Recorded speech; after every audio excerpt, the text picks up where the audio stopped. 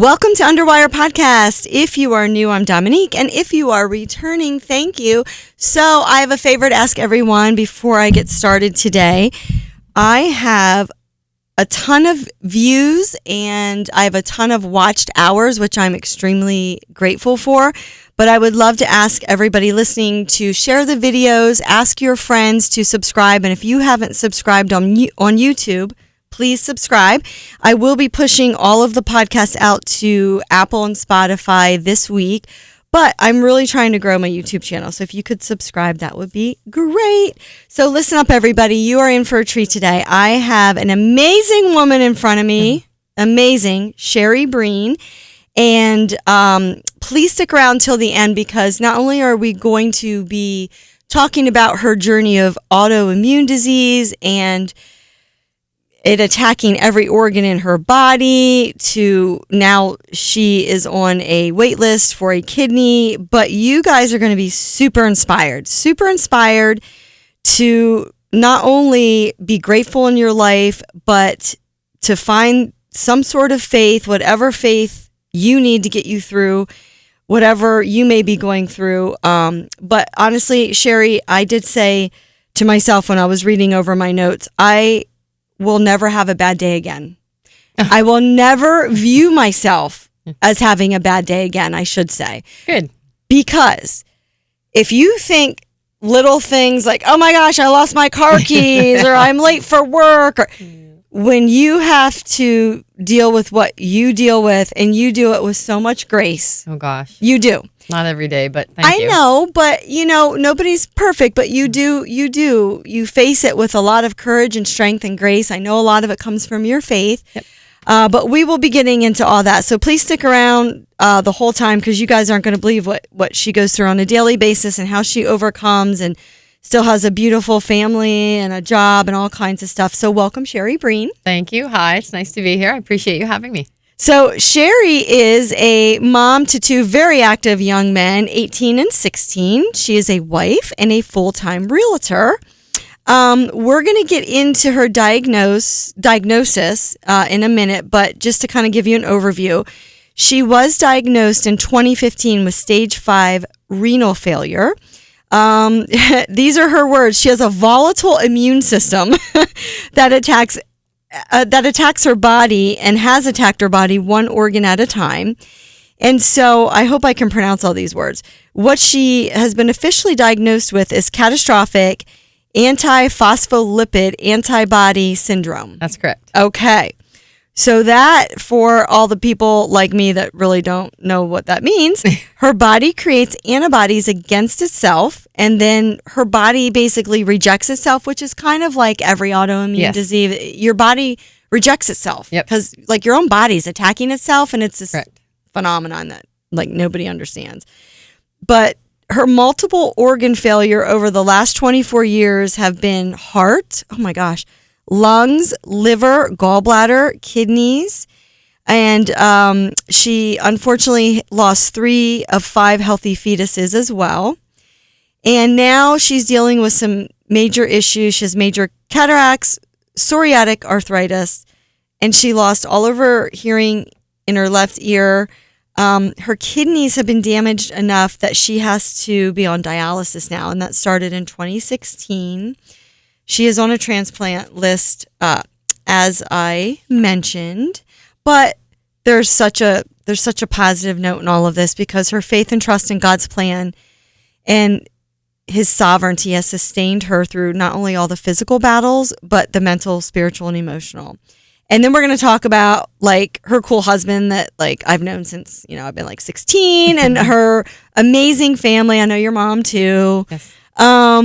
And your friends and community, you're part of a really tight-knit community, and I love that as well. Yep. Yeah, I'm very thankful. But I know that was a lot to absorb, but I'll tell you where I would like to start. We're going to get into a lot. And when I say please stick around till the end, I'm just going to give a little spoiler alert here. Sherry was on a donor list pre-COVID, and we never get political on Underwire, and we're not going to start now, so it has nothing to do with politics. It's just health and faith. but she did have a chance to have a kidney, and she'll correct me if I'm wrong here, but she refused the vaccine. Correct. And then that bumped you off of the donor list for a while, right? For 3 years. 3 years. Okay, so we'll get into that. We don't want, it's not political, and so many of my good friends have gotten the vaccine. It's not about that. It's about being your own advocate in your health. Okay, Yep. great. So I just want to get right into it, because this is what I think of when I read your bio.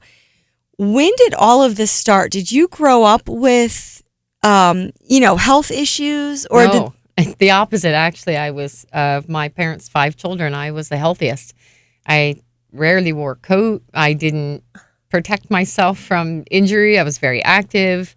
My mom and dad were always, Sherry, you need to do this and you need to do that, and that's too dangerous, or this could have these side effects. Or I never gave it a second thought. I just kind of went all in, jumped in with no floaties on, whatever. I just was. You were like that daredevil kid. Yeah, not that I was super risky or really stupid with my decisions. I just didn't think about consequences of things. I just went in full force and gave my best. And I actually wasn't sick until 2019.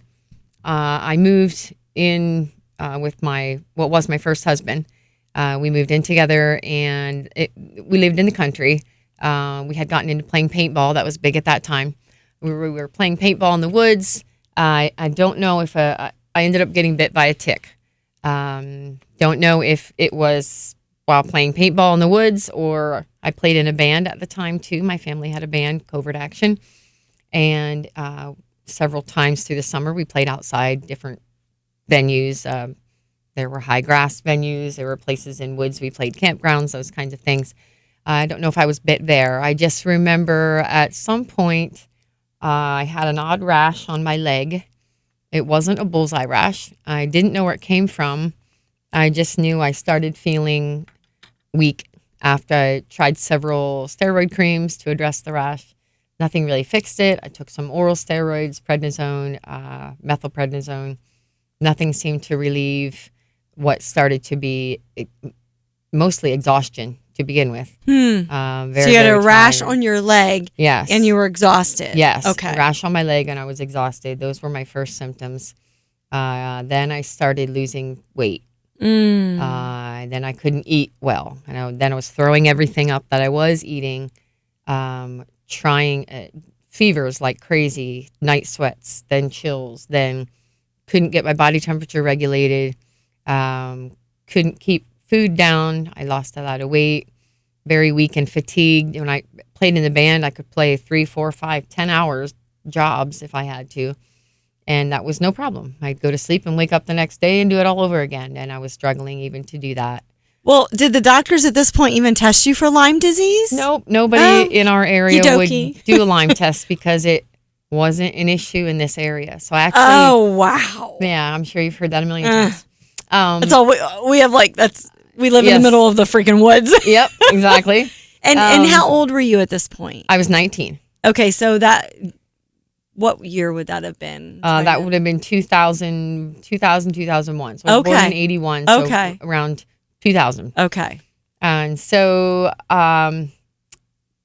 talking about God intervening and God's, opening doors for people, which he unexpectedly does, and you don't even know it's happening.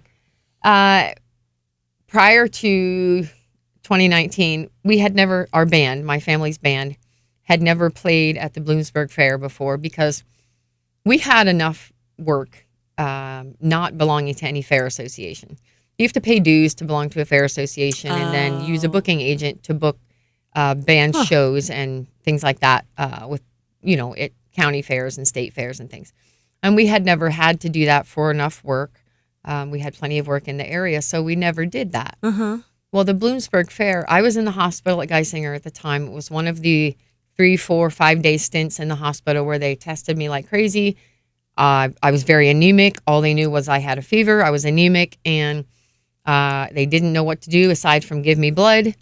and which ended up biting me in the butt. I'll tell you later Oh all my about that. gosh. Gave me blood cells. Tried to, because my body was attacking me, they did a treatment called plasmapheresis to give me Okay. fresh frozen plasma, hoping my immune system would jumpstart from that. Okay.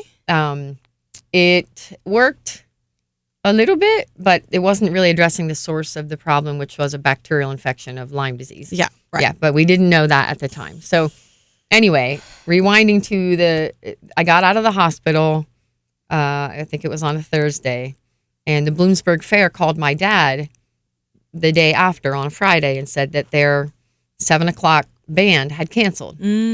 Are we close by enough and willing to come and play? And I had just gotten out of the hospital. Anyone that knows my family knows that if you're breathing, you're working. Yeah. That was, we were raised that way. And I'm still right. that way today. I have to make an effort to rest and relax. And otherwise, if I feel good, I'm busy. Anyway, Right. so my dad agreed and said, my daughter Sherry just got out of the hospital. We'll do our very best, but we'll be there. So my dad brought me a stool. I played the piano, trumpet, and harmonica. Oh my gosh. That was my next question. Yes. Like, what instruments did you play? Yes, I sang, played the piano, most of the songs, and then the trumpet and harmonica. Oh, wow. Songs, yeah. Love music. Aw. Yeah, so we went there and we were setting up. They had a stage manager. Her name was Abby, and her mother, Naomi, kind of ran the bands on the stage, kept everyone's schedule moving, got everybody set up, got them plugged in, got a sound check, all those things. So there were stage managers. Met her, and my mother was talking to Abby's mother, Naomi, and said, my daughter Sherry just got out of the hospital yesterday. She's having some major issues with anemia, fevers, weak. She's very weak, lost a lot of weight. She's throwing up, night sweats. They just can't get a hold of what's going on. And Abby's mother said, hey, I think you need to get her tested for Lyme disease. Oh. And my mom, they did do a Western blot test. Okay. But, so there are many titers involved in a Western blot test. At that time, they only tested a few of them.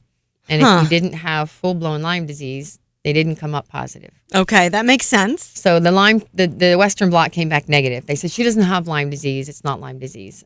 So Naomi and her daughter Abby, who had Lyme disease, let my mom and I know that Abby had a sister. Her name was Ming, and she was misdiagnosed. They diagnosed her with MS, but she really had Lyme disease. And if you don't know, I know you know, but your guests, Lyme disease is a bacterial infection, and MS is controlled typically by steroid use for controlling inflammation.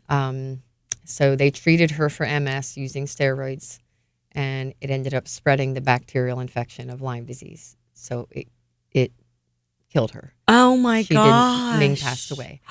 And so Abby was then diagnosed later with Lyme disease and saw a doctor in Hyde Park, New York. His name was Richard Horowitz, and he's still practicing. Oh. I check in with him now and then. He's a little tough to get a hold of because he's a very popular physician, because autoimmune disease and Lyme disease is actually a lot more prevalent than anyone thought. But he's wonderful. I also saw a doctor in the Bloomsburg area, Harold Smith. He was wonderful also. I don't know if he's still practicing or not, but I had to go to Hyde Park, New York to be properly tested and diagnosed. And sure enough, my test came back. I did have Lyme disease, and ticks can carry co-infectors, Ehrlichia, Babesia, Rocky Mountain spotted fever. There are several other diseases they can carry as well. I didn't know that. Yeah. Wow. Oh And my so gosh. I had a small amount or a small diagnosis of Lyme disease, but a huge diagnosis of this disease called Babesia, which is huge for anemia and really messes with the body's ability to reproduce red blood cells. And so that's the part of my immune system that ended up attacking me. So we figured out in the first 10 years of me being sick that with this Babesia disease, it was not only refusing to produce blood cells correctly, my immune system would get revved up to try to heal me and then attack my organs instead of instead of providing the red blood cells they needed to, blood production and blood flow is a huge part of healing for any body, which now that I'm on dialysis is a big wake-up call for me. I wasn't really fully understanding how important adequate blood supply, blood production, and healthy blood production was at that time. Okay, so I have a question. Sure. So do you think this all started, or do you know for sure it all started with the Lyme disease then? Like your whole road of autoimmune issues? I had never had any issues with sickness prior to that. So if we use our critical thinking skills, yeah, one would come to the conclusion. Yes. Okay. Logically, it came from having Lyme disease. Okay. Really came from the Babesia, but the tick had carried it along with Lyme disease. Now, I don't know if ticks can bite you and give you just Babesia or just Rocky Mountain spotted fever. I don't know I don't know how that works. But I love that we're talking about this because I say this all the time. Like, I'm not here to tell you what to think. I'm here to give you things to think about. Correct. And I've stolen that from Lisa Turkhurst, by the way. but I love that we're educating on you can get bit by a tick and get other co-diseases or cofactors along with Lyme. Correct. And looking back, and I always hate to do this to guests, but I do it because we're here to learn too. Mm-hmm. I don't do it to ever put any guilt on anybody, but hindsight's always 20/20. Exactly. So looking back, do you think if they would have diagnosed your Lyme sooner and hit you harder with maybe a stronger and longer course of antibiotics, I just wonder if it would have prevented that cascade of. So maybe I was actually diagnosed within 3 months of being bit. It wasn't one of these that it went years and years. Okay. I had gone to Dr. Horowitz and been diagnosed. He actually started me on a regimen of doxycycline we kind of went on and off with different drugs. I had doxy and another drug that I can't remember. That's okay. Anyway, I did that for about 6 weeks. Then I would go off that for 2 weeks and then go on this other regimen of antibiotics for another 6 weeks. And I did that for 18 months on and off. At the end of that time, he tested me again. I tested negative for Lyme disease, but the Babesia had done so much damage to my immune system that, so. I've never heard of that. Do you know how to spell it? Yeah, it's Babesiosis. Okay. I'll put some information under the video about that. Wow. It's a nasty one. Wow. But it really messes with the body's ability to reproduce red blood cells. Oh. And if you don't know much about red blood cells, they're like the, I don't know how to describe them. They're the part, so blood runs all your organs. Mm-hmm. If your blood cells are inadequate, then your body's systems, your body will always protect your core organs first. Mm-hmm. So your small organs and your small vessels will shut down before your major organs do. Okay. Unfortunately, with Babesia, it made my body's red blood cells, and they may have always been this way, but I never had issues that brought it out before. Mm-hmm, mm-hmm. And so I might have always had a tendency to have small blood clots, which is what ended up causing so much organ failure for me. Oh. And so because the Babesia wasn't allowing good red cell production, I didn't have adequate blood to feed my organs well enough. Okay. And in all of that,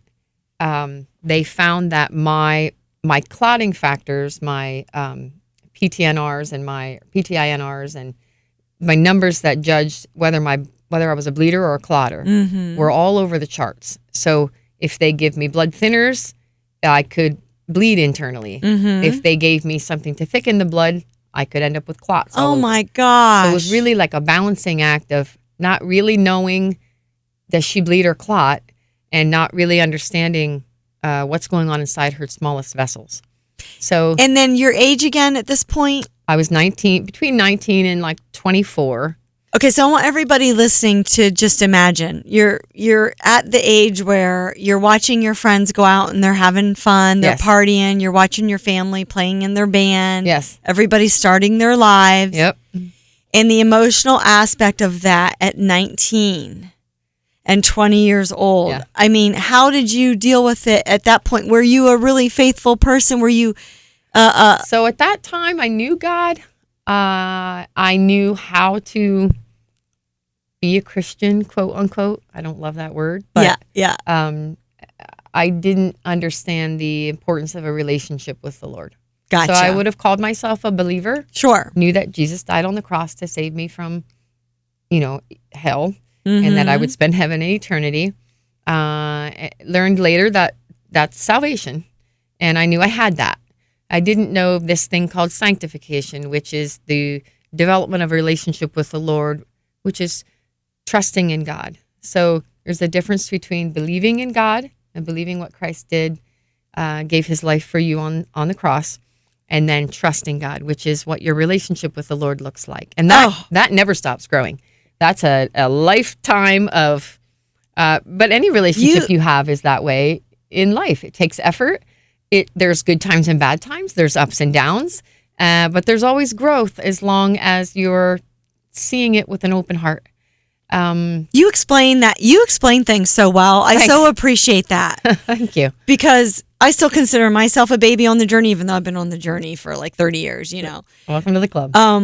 But and I always, my cousin Trina that I had on, if anybody listening didn't catch her video, it's the one labeled From Tragedy to Triumph, I think. Mm-hmm. And she preaches now, and she's studying to be a lay minister. Yep. And she was doing what you just did, really explaining things in bite-sized pieces so people could understand. And I'm so glad you made that distinction, because I'm always stopping guests to teach. We're here to entertain and have fun and learn and hear inspirational stories, but we're also here to educate. And I love that you said any relationship in life is, it's, people don't want to hear it, but it's work. If you don't put effort into it, it will never grow. And I have had days that I am irritated with the Lord. I am bitter. I ask myself, when I got sick, my husband at the time, Matt, and I were excited to make a family, excited to be, out in the world and just doing life together. Of course. And the physicians that I was seeing at the time strongly, which was nephrology and rheumatology, because obviously those of you that know about autoimmune disease, rheumatology is the department that you see the most. And they basically let us know that having children was not going to be an option for me.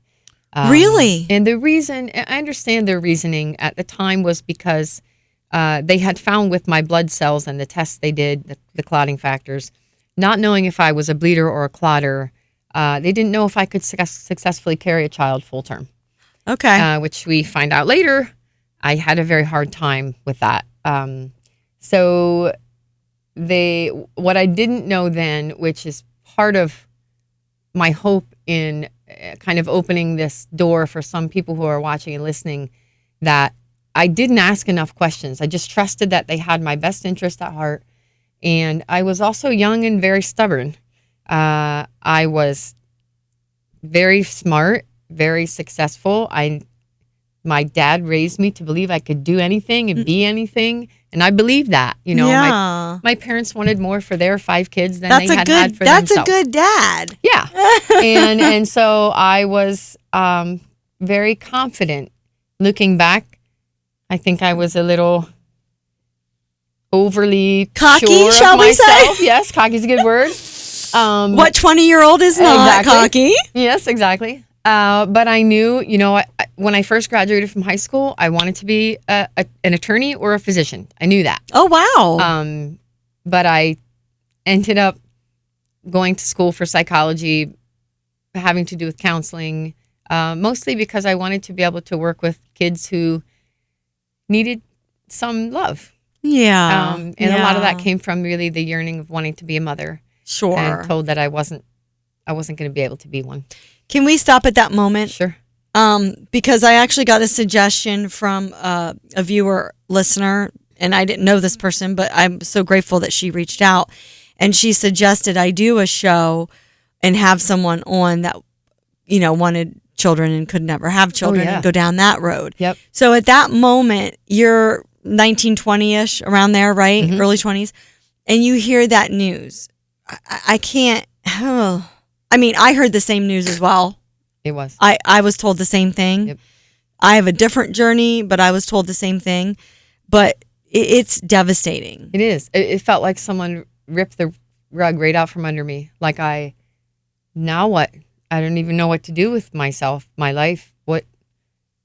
Because I think you would agree, like, one of the greatest things, even though we wanted to go to college and we wanted to have a career, women still, and I know this isn't a popular opinion, but oh well, a lot of women still, their greatest dream is to be a mom. Yes. Well, now looking back, being a mom, is it not the most incredible thing, that gift that God gave you in life? It Absolutely. is. And I can't imagine my life without it. And I wouldn't have done anything differently, just because looking back, I can see God intervening in many parts of my life that I didn't know he was intervening in at the time, but weaving all of those things into something good.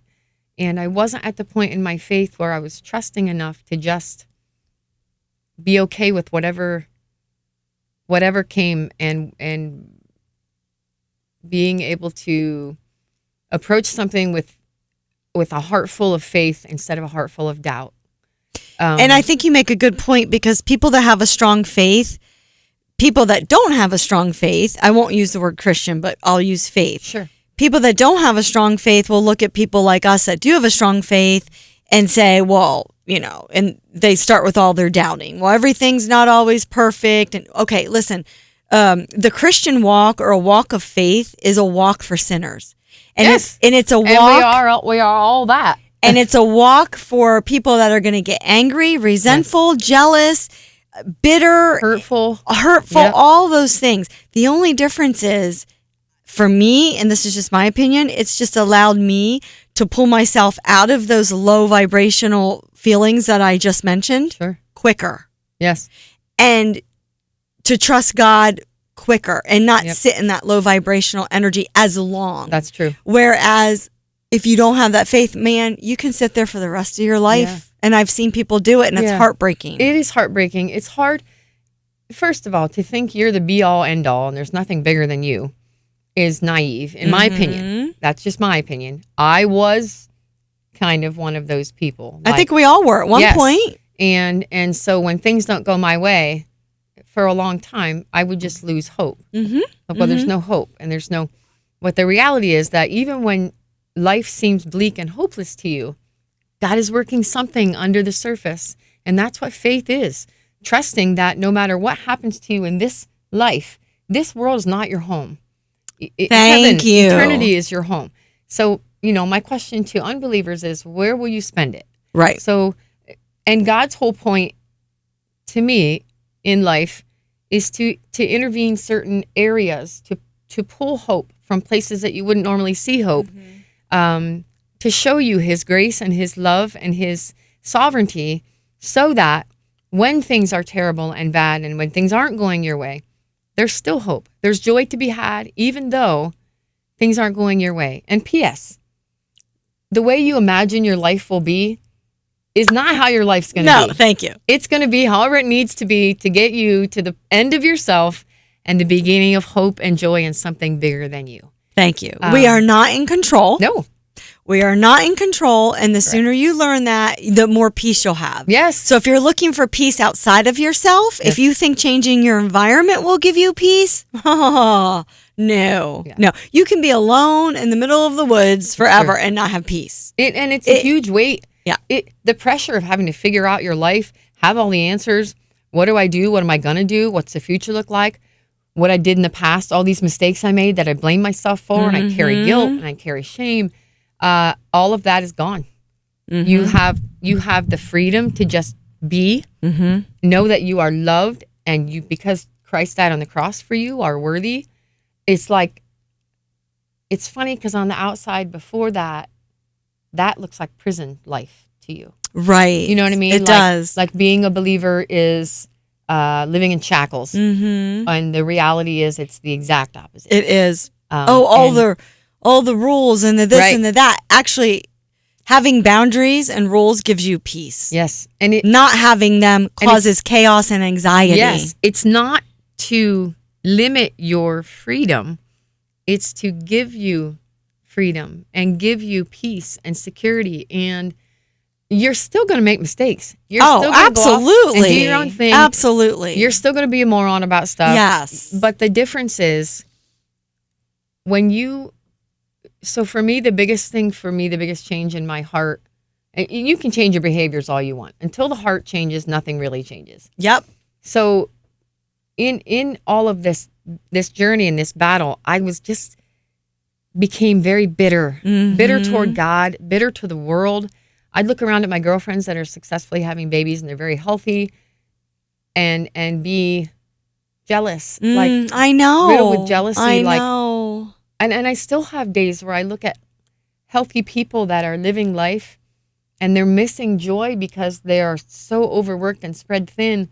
I was never a step back and smell the roses person until I was forced to rest. Mm-hmm. And then the trouble then was finding joy in not being physically able to do all the things that used to define me. Wow, you are preaching today, girl. Well, that's not where my worth is. I love it. And the things that I valued so much about me, everything was about me. That's the common theory here in my life prior to really trusting God. It's everybody's life. Yes. Because we are taught to live in our ego. Yes. And until I was honest enough with myself to look in the mirror and go, Sherry, you're broken. Your body is broken. Your spirit is broken. You need hope. Until I was honest enough with myself to really admit that my heart, and honestly, the thoughts I was thinking, the things I was feeling, I didn't want the best for myself or others. I was jealous. I was mean in my heart. I didn't necessarily come out with these things and wasn't rude to people. I was kind. I was all the things you're supposed to be. But in my heart, I was bitter and I was sad and I felt alone. Like nobody understands what this is like. And there's my sisters all having kids, getting married, having kids. And then I felt bad for my husband that he married me and was my best friend. And now I can't give him the things I promised. But I put you just explained so many women right there. It's hard. So many women struggling with infertility and so many young people, well, maybe older people too, if they haven't been on the journey with chronic illness. You just described my daughter's journey. It's hard. She's 22. She was your age. Yeah. She's been dealing with it since she's been like 13. Yep. She says the same things you do. God gave her a sister that does everything she can't. Yes. So she has to watch her sister live a life that she can't. And she has to watch her friends do stuff that she can't. Yeah. And I think one of the hardest things for her, as I'm sure it was for you too, is that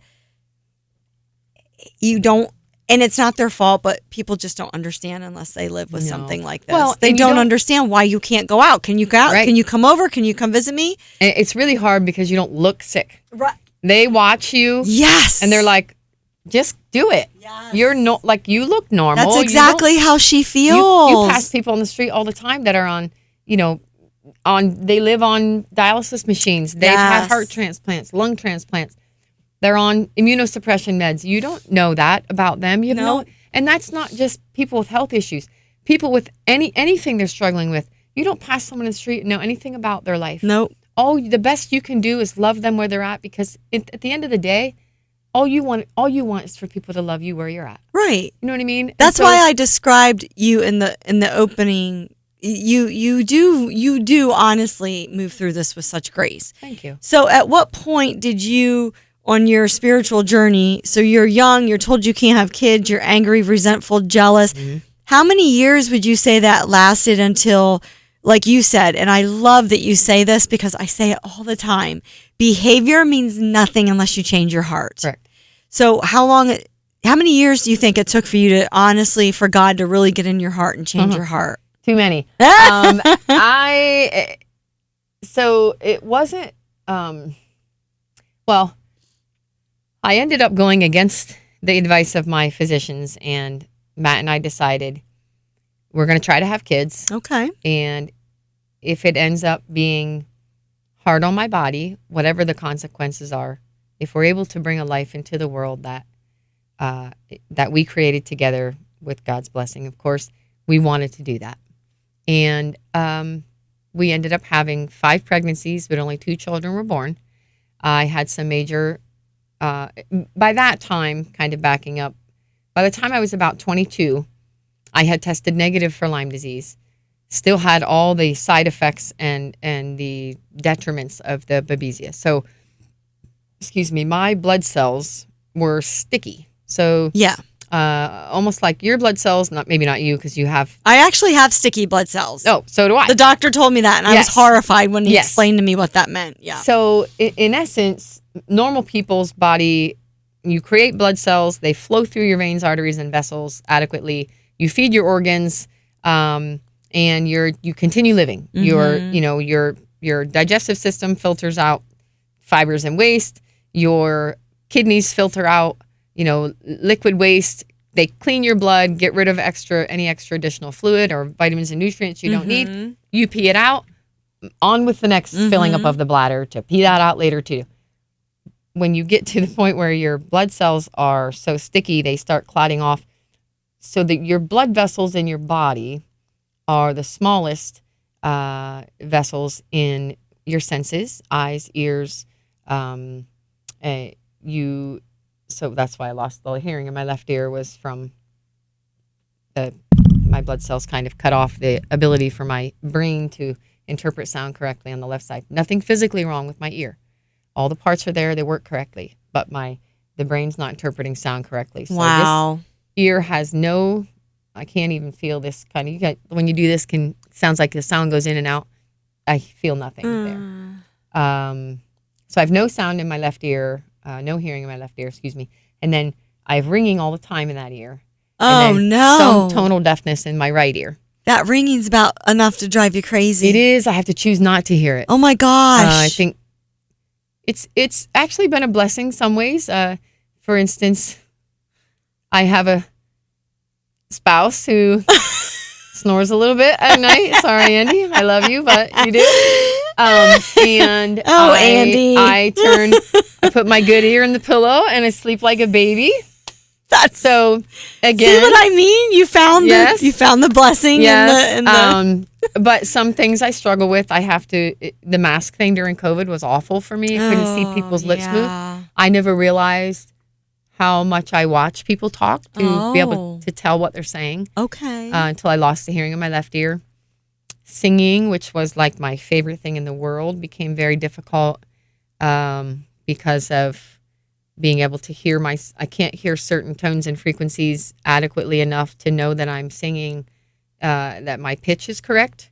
See, that's the insidiousness that it just breaks my heart, is when someone gets something taken from them that just meant so much to them, whether it be music, singing, art, working out, whatever, and then you are debilitated in some way, and your favorite passion in life that brought you joy is taken. It's hard. It's insidious. It's hard, but it's also a perspective thing. At that time, music had been kind of an idol for me. It was something that I defined myself by.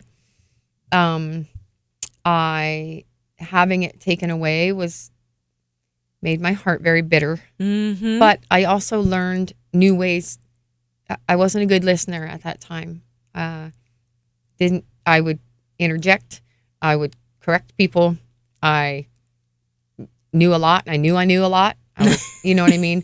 But at that time, I wasn't able to hear people well enough to correct them, cut them off, anything like that. So the patience, I made the mistake of praying for patience a long time before this. Yeah. God gave me reasons to test my patience. This was one of them. Careful what you pray for. That's right. God will reveal a lot of things. I didn't realize I was arrogant in that aspect prior to that. Didn't know that I was a poor listener. Didn't know that people needed patience from me. I needed to show them grace and love through just keep my mouth shut and hearing what they're, Aw. you know what I mean? Yeah. So God has used that for really great things. Even with singing, which, I would, I could tell by speaking with my sisters later, who always sang with me. I wasn't the best at listening to what they were singing and playing as well to make sure that we're fitting well. We sing 3-part harmony a lot. Oh. And so being debilitated in that way forced me to have to learn to do that.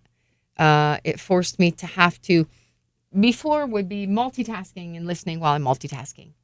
As long as I'm getting things done. Even if you're talking to me, something that you're struggling with, I'm getting something else done at the same time. Once I lost the hearing in my left ear, no longer physically able to do that. I have to watch you. I have to hear you. I have to be present in the conversation. I was terrible at that before. Wow. Because what an amazing perspective to take on that. And it took me being honest with myself and the people that love and care about me, letting me know you weren't necessarily such a wonderful listener. Oh my gosh. Wow. Anyway. Well, so back to the pregnancy. So you successfully had 2 boys. Successfully had 2 boys. However, just briefly, you had some issues with each pregnancy, didn't you? I did. Yeah. My first son was very healthy up until about 7 weeks preterm, and my blood pressure was slowly rising each appointment that I went to with him. But I would always take the steps to the 7th floor for exercise. I laugh at that now. Elevators are great too. So I would take the steps just for a little extra exercise. And I had a little bit of a rough time toward the end of my pregnancy, but I thought, I'm pregnant. I'm about to have a baby. Right. I'm going to be a little out of breath. Yeah. I would go in, they take my blood pressure. It was a little elevated. The next time I would tell them I walked up 7 flights of stairs, like that would explain. That's ambition. Oh, yeah. What were you, like 8 months pregnant, walking up? At that time was about 6.5 months. 7 flights of stairs. Yeah. Okay. And so the last appointment I went to, my blood pressure was elevated a little more than normal. They said, go home and rest. You'll be okay. And the day after Christmas in 2004, I started feeling very weird. Matt and I were at home watching probably Sex in the City. Yeah. And maybe Friends. Anyway, I yelled his name, and he looked back at me, and I was laying back on the chair having a seizure. Oh, no. And foaming at the mouth. Oh, my gosh. He thought I was kidding because I'd never had any health issues like that. Besides Lyme disease. Yeah. And he's like, I was 24 at the time. And he said, knock it off. You thought maybe you put I thought I was kidding. Yeah, like I was cream soda in your mouth or goofy. something. Yeah. And I didn't stop seizing. Oh my gosh. And I was like, my body was stiffening, and then he got very scared, and he called 911. And I'll forever be thankful to Millville's Fire Company and Jason Starr, who rushed to get me. He heard the call come over the scanner and knew we lived there. And so he got to the firehouse. Benefits of a small town. Yes, got the ambulance to my house and got me to Williamsport at that time, in just enough time that they did an emergency C-section. Ross was born. I struggled for about a month in the hospital. They transferred me to Geisinger because they, after a couple of days, said, you're too complicated for us. We don't know what to do to help your body heal. Sent me to Geisinger. Geisinger let Ross, my oldest son, come with me. Oh, good. I don't remember anything. I remember a little bit New Year's Eve. My mother-in-law at the time sat with me while the band played. And I remember seeing Ross a few times the first month. I wasn't able to breastfeed him very long because my body was just so sick. Well, what did they determine was going on? What caused the seizure? My immune system was faced with a choice of, we're no longer able to care for the fetus, but we need to take care of the host. So they kicked the fetus out. Wow. And really what was happening inside was that my blood was clotting in the placental wall and cutting off oxygen and nutrients to the baby. And so my immune system kicked the baby out by giving me a seizure. I get to the hospital, they take the baby. Then I had a really hard time they had a hard time jump starting my immune system again. And that was all due to what's the one that starts with a B? Babesia. Babesia? Yep. It just left those lasting effects on that my is blood. wicked, and I've never heard of that. Yes, it's terrible. I think I'm going to go down a rabbit hole tonight, because Go when ahead. I don't know of something like a disease I start. Yeah, it's a nasty one. Oh my gosh. And the biggest thing is that the body refuses to create healthy red blood cells, and without healthy red blood cells, your body systems can't function. So wait, after all that, Mhm. you had a second child. I did. I lost 3 children in between. So you still were like, nope, Yep. I want more kids. Yes. I'm going for it. Yep. Wow. I healed after that. Okay. They put me on extended amounts of steroids. My immune system eventually calmed down. They did treatment of Cytoxin and rituximab, which are chemo drugs. Oh my to gosh. basically kill my immune system, and then I had to start from scratch. I lost all my hair at the time. That was a mental battle. Didn't realize how much I valued my hair. Yeah, I hear that. So that was difficult, but I got through it.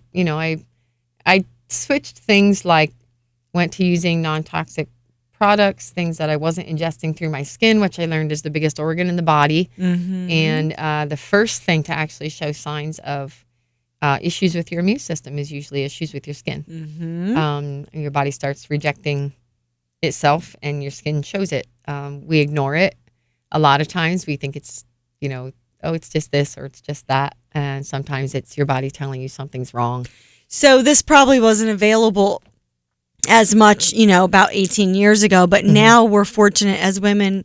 For everybody listening, you want to look for the organic products, or at least the paraben free, or just go straight to oil, like coconut oil. Sure. Like you don't even need this. I know the smelly stuff smells good and it's fun, but I don't use anything with fragrances. Yeah, coconut oil does the job. Yeah.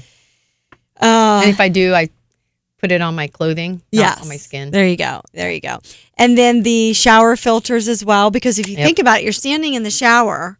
Your skin's the biggest organ absorbing all of the toxins in the water. Yes. Oh, so we have shower all our filter. Water's all filtered that we use, even the stuff we use to wash our bicycles and our vehicles. So everything's filtered as soon as it comes into the house. And it is a lot to think about, and it is overwhelming when I started down that journey. But you can just do one little thing at a time. Yep, that's you all don't we have to did. spend a lot of money. One change at a time, Right. and we save money from doing it. Mm-hmm. Even with foods, like that's one of the biggest things that when I get to the kidney part, changing your diet is huge, but don't let it overwhelm you. Change one thing at a time. Mm-hmm. Now, because of dialysis, I don't eat, things high in sodium, processed meats, but we shouldn't be eating them anyway. Nope. And I had to learn to see food as a means of fueling my body, not a means of enjoyment. I used food even growing up to cope with. If I was happy, I ate. If I was sad, I ate. If I was celebrating, I ate and drank. And whatever I was doing, it was always. We gather a lot in our country. We're together with people a lot, which is wonderful. Community is awesome.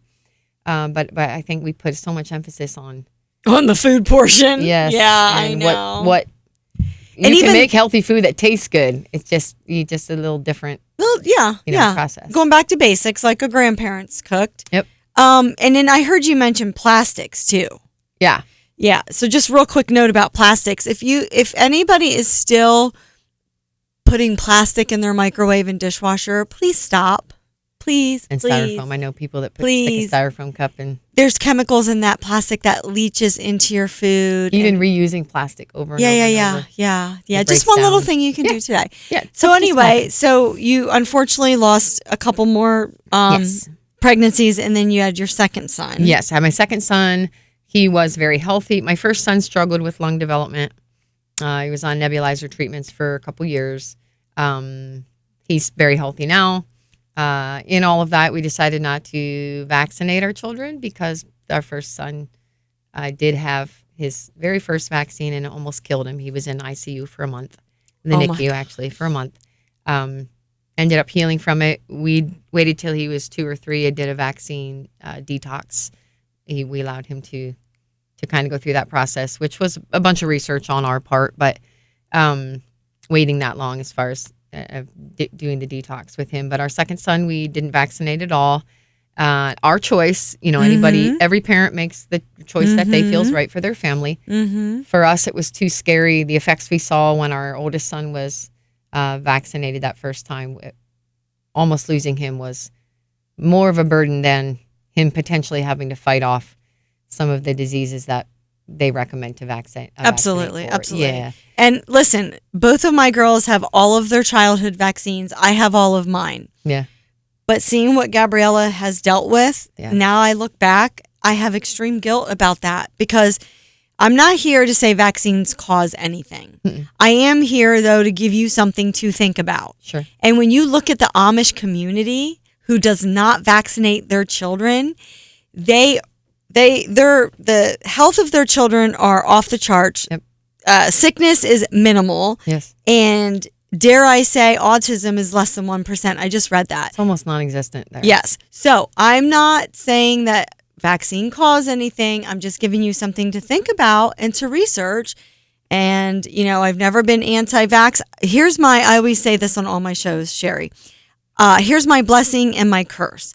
I can see both sides of every situation. Yes. It's a blessing and a curse. That's important, though. Yeah, I know, but it's hard for me to ever take a stand because I know that we need to fight against mass, outbreaks, but I also know what it does to the immune system. Right. So I'm always caught like, is there even a right answer? I don't think there's a right answer. I don't think anybody's good or bad for vaccinating or not vaccinating. We're just here to give you food for thought. If you're a young mother, hear what we're saying. I know if I could do it over, I wouldn't have. If somebody had a magic crystal ball and showed me what Gabriella was going to go through, I would have said, I don't know if it's from the vaccines, but I'm not going to take the chance. Yeah. I'm just going to roll the dice. Yep. Well, I will say our children are very thankful. They don't get sick. They're very healthy. They're very and they strong. didn't have chronic illnesses when they were younger. They have no allergies. No allergies. No food now allergies. They're big strapping football and basketball. Basketball, baseball, golf. Yeah. They're very, very healthy. Yeah. They're educated about it. And they speak well of the choice that we made for them, but we've over the years given them, when you're 18, if you decide, let's say you want to go into the Army or, the Marine Corps, you want to get the vaccines and catch up on whatever you've missed, totally your call. Mm-hmm. But seeing what Ross went through when he had his first shot, Sure, it would scare any mom. It was awful. Yeah. Awful. Oh. Just thinking, I just had the first child that they said I would never have. And he might not make it because of a choice. I let the doctor at that time strong arm me into it. He called me a terrible mother. He washed my hands of my son. He washed his hands of my son as a patient because, it's this doctor's job. And I won't mention his name because it doesn't matter. He's still treating children. He washes his hands of us completely. He does not want to deal with parents who don't want the best for their children. Guilt. Plus, it was, I had postpartum emotional distress based on my own health. Right. Now my son's sick. There you are trying to recover from what you just went through, and then now he's telling fighting me, for his life. And I'm quoting, "You're a poor excuse for a mother." My husband wasn't there at the time because we had already decided before I went to the appointment, we're not doing the shot yet. He's too young. His lungs are underdeveloped. I think he needs more time to. And so we decided we would wait till he was at least 6 to 9 months old. Well, this was a 3-month checkup.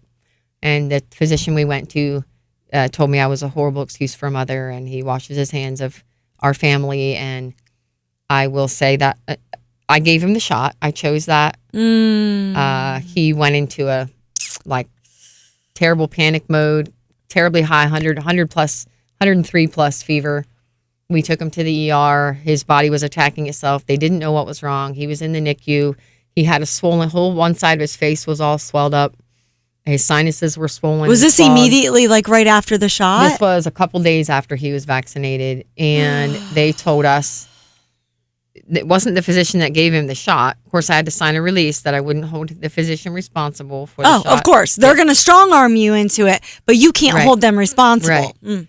And that was fine. My husband went there and freaked out on the doctor after that, and that wasn't pretty. Anyway, so Geisinger is treating Ross at the time, and they didn't know what was wrong. Of course, they said his vitals are stable. Of course not, because we can't use critical thinking skills. There's nothing wrong with him. And we see what he just took into his body. Yep. He got his first vaccines 3 days ago. Well, it's not from that. They said it's impossible that it's from. Vaccines don't cause sickness. Okay. They help with sickness. So here's what I want everybody to hear.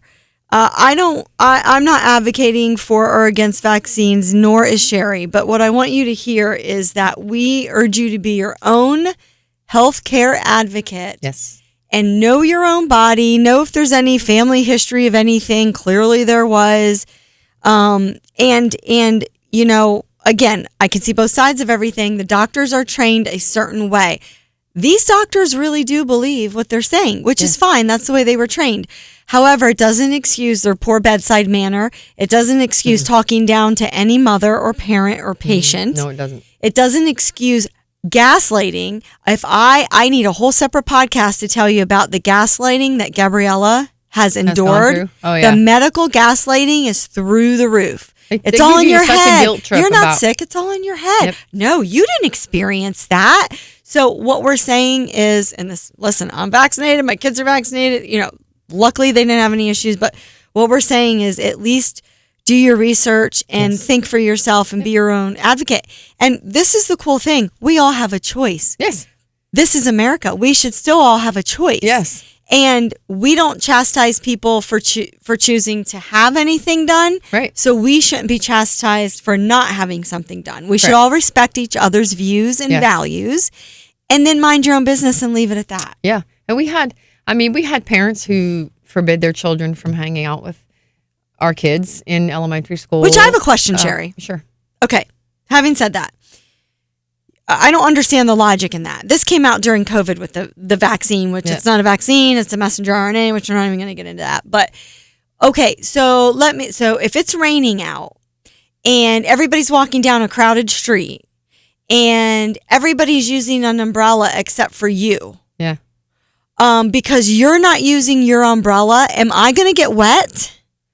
It's odd because right? Isn't that the way to think of vaccines? We're fine with you not being okay with us not vaccinating our kids. But if vaccines really protect your kids like you believe they do, then shouldn't I be the one worried? Right. That was my point with the umbrella. Right. If I have an umbrella, which is I'm vaccinated. Yes. And you're not vaccinated and you don't have an umbrella. Right. I am not going to get wet. I am not going to get infected. Right. I have the protection. And what is so hard to understand about that? Don't worry about me getting wet. Right. If you want to get wet, get wet. You're not getting wet. Yeah. So you're fine. If you want to die, go ahead. Right. It's your choice. People don't like that. No. People don't like I'm going to roll the dice and it's my choice if I get some deadly disease and die. Yeah. That's your choice. And by the way, that's your choice biblically. Yes. Which is why the religious exemptions are real. They aren't something made up from people trying to get out of vaccines or mRNA, anything. Yeah. If you're in a true walk with the Lord and you know what that Bible says, you know that your body is a temple. Yes. So moving forward in your journey, so when did the whole autoimmune issue for you get really bad? Like you say, the organs started failing. You went from heart, lungs, liver, gallbladder, kidneys. Yeah. So at one point or another throughout the past 24 years, one of those organs was in failure, like actual failure? Yes. So because I didn't, quote, feel sick, I didn't think I was that sick. The reality is I was very sick, but I wouldn't admit it to myself. Again, pride standing in the way of my humility. It's like a lifelong thing I'm struggling with forever, I'm sure. At least until I die. But I got to the point in that where my body just tanked. Oh, man. I got very sick and very weak. I called my mom. At this point, I moved out of the house that my ex-husband and I lived in. Was living next door to my mom. She helped me take care of the kids a lot. And I just started getting very sick, was very weak. I didn't have much energy. I would go 4 or 5 hours and needed to rest, take a nap, whatever. And how old were your boys at this point? at this point, they were probably 2 and 4. Okay. 3 and 5, maybe. Okay. And they didn't know any better. Sure. My kids, I think, probably till last year didn't really know how sick I was. And because I just keep plugging away. I keep know. Moving, you do. So in 2010, then I told my mom, well, I went to an appointment at Geisinger Montoursville. And my blood pressure was through the roof. It was like 225 over 118 or something like that. I didn't even know it could go over 200. It was really, really high. It was really high. And they said my hemoglobin was like 6.2. And anything under 8 is supposed to require a blood transfusion. So my blood pressure was through the roof. My hemoglobin was extremely low, which meant I didn't have adequate blood. And that, to them, my organs were probably already starting to shut down. And so they said, we're going to call an ambulance. You have to go to Geisinger main campus right now. It needs to be, this is not okay. So I said, no, I'm fine. I'll drive home and then drive myself to Geisinger. I need to make sure my kids are okay and my mother knows where I'm going. So stubbornly, again, I drove home. Thank God I didn't wreck my car and hurt myself or someone else. I should have just listened. The over recurring theme in my life. I should have listened. Yeah. Time. Anyway, my pride is big. I'm so stubborn. But you know what? I appreciate that, Sherry, because it's hopefully alleviating a lot of guilt from anybody listening. Oh yeah. That nobody's perfect. Nope. And even if you're on a really strong walk with the Lord, you still have all these same emotions. Yes. And it's funny because you're fed. It's not a lie. It's true, but you're stronger than you think you are. You can endure. Keep plugging away. Keep working hard.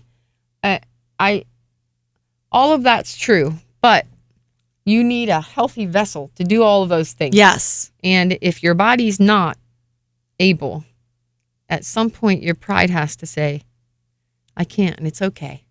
So I got to Geisinger. My mom took me actually to the hospital at that time. And I was in the waiting room. We got back to the clinical room or whatever to be seen. And I just started feeling really weak. And I said to my mom, I don't feel good, Mom. I don't feel good. So she went to get a nurse. And by the time she came back, I had passed out. And so they took me. Well, I didn't know what happened. I woke up in intensive care. I was in the ICU for several days. I didn't know that, but my family was huddled around me. Everyone was crying and praying, and my pastor was there, and they were praying over me, saying goodbye. Oh my God. Geisinger told them, we don't know what's wrong. Her body's attacking. She has major organ failure. Major heart failure. Her liver's not working properly. Her kidneys are tanking. We don't know what we can't. We've tried to give her blood products. We've given her plasma. We've given her all of these things to try to jumpstart. Her immune system just will not stop attacking her. And my blood levels were still very low. I wasn't making red cells. My hemoglobin was low. It was just too weak to heal. And so my family was saying goodbye and praying. They were all crying. And I woke up. And I remember waking up, opening my eyes, and I looked around and said, why is everyone crying? And my sister said, because we have to say goodbye to you. That's such a movie And then they were all scene. like, wait, what? You're awake. I said, yes, I'm awake. And what are you doing? Isn't Sherry amazing? Please come back for part 2 to hear about how Sherry keeps herself alive with weekly dialysis and how she's still waiting on a kidney transplant after being kicked off the donor list because she refused the COVID vaccine. You're going to hear some more preaching, and I think you're going to love it. So stay tuned for part 2 with Sherry.